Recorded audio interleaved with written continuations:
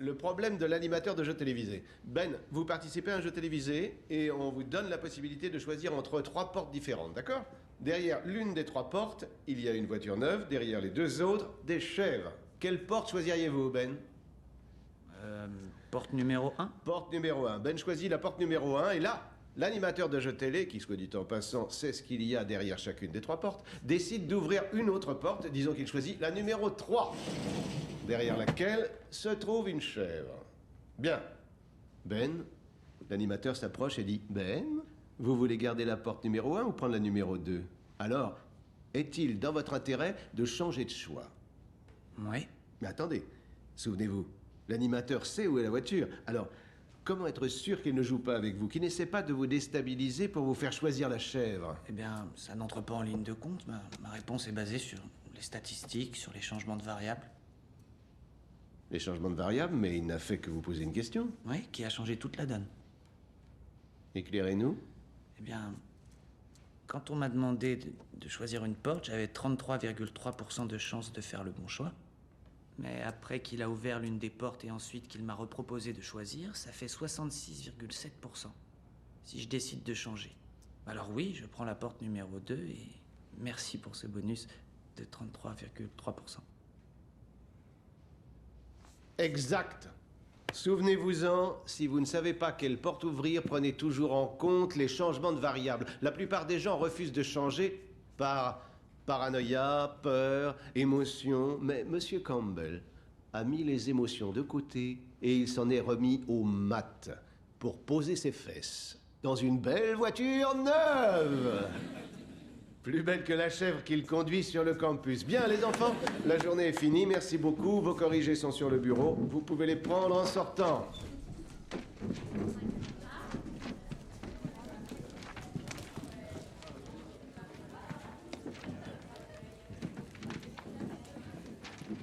Je suis invincible!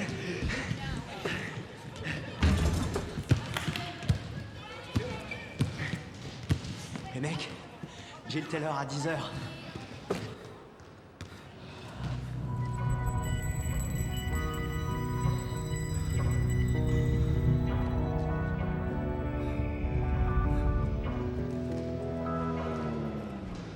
Oh mec, ça fait mal. Je t'assure, propose-lui directement de sortir avec toi. C'est pas comme si elle était ingénieure en aérospatiale. Ah, j'ai oublié, si. Ouais, bah pourquoi tu lui proposes pas? Parce que je suis déjà avec quelqu'un. Ouais, mais ta main droite ne compte pas, Max. Avec ma technique, si. Avec ma technique, si. Eh, vous savez, j'ai peut-être pas envie de sortir avec elle. Ouais? Ouais, très drôle.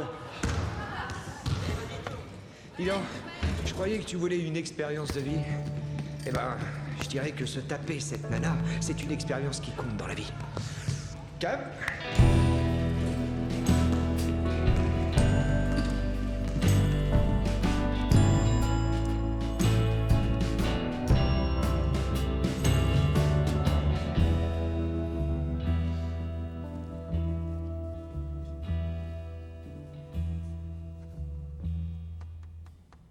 Petit génie. Il faut que tu me suives. Excuse-moi? Il faut que tu me suives tout de suite. Allez, viens.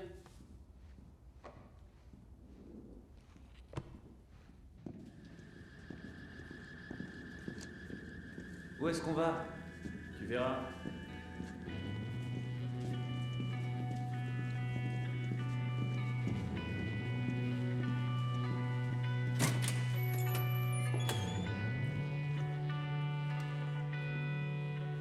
Oh, notre invité d'honneur.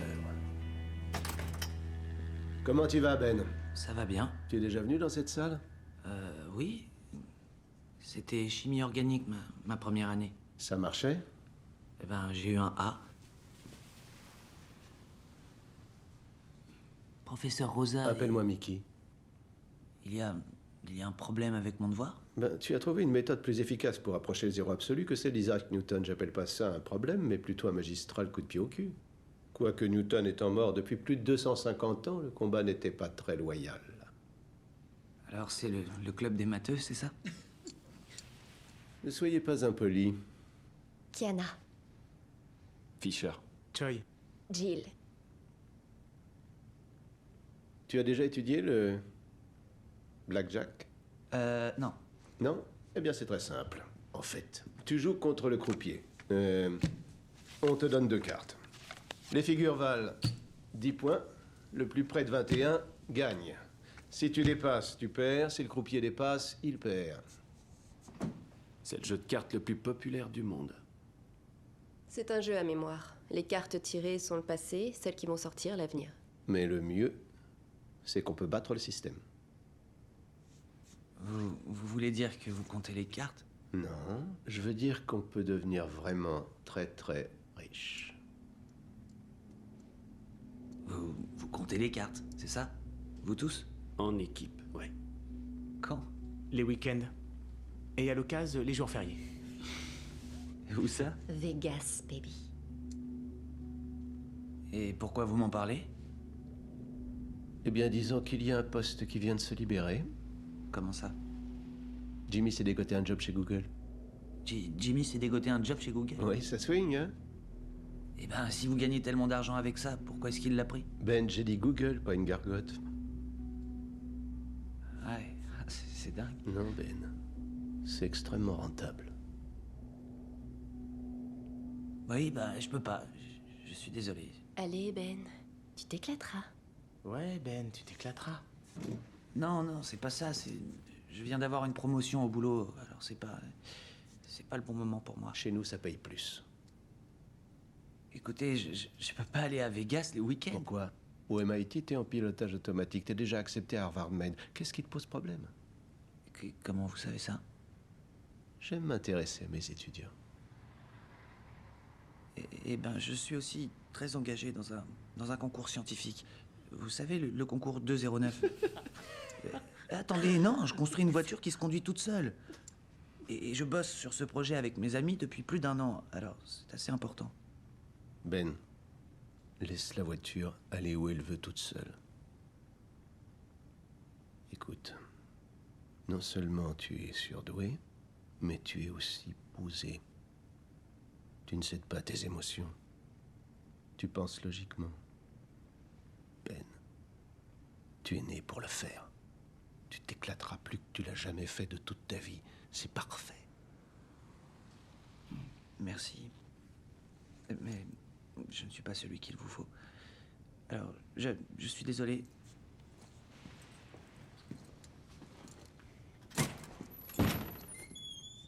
Ben, j'espère que la petite conversation qu'on vient d'avoir restera secrète. Oui, vous Non. en... Tu es l'un de mes étudiants préférés, et je détesterais te perdre, si tu vois ce que je veux dire.